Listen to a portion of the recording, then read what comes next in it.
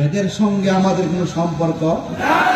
এই জন্য কিছু কিছু মসজিদে আমরা নামাজ পড়ি না, কারণ আমরা জানি এরা এদের খালাতো ভাই।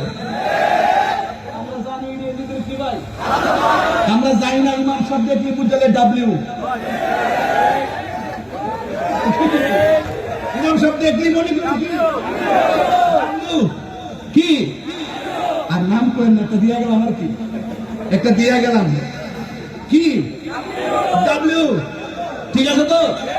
এই ডাব্লিউ এর পিছনে আমরা নামাজ পড়ি না। কে রে?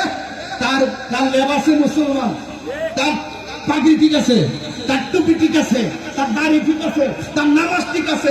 যখন টুকা দেয় আহলে বাইতের ব্যাপারে সে একটু কেমন যেন চেহারাটা কালো করে। যখন তারা টুকা দেয় সাহাবীর ব্যাপারে একটু কেমন যেন একটু আনমন।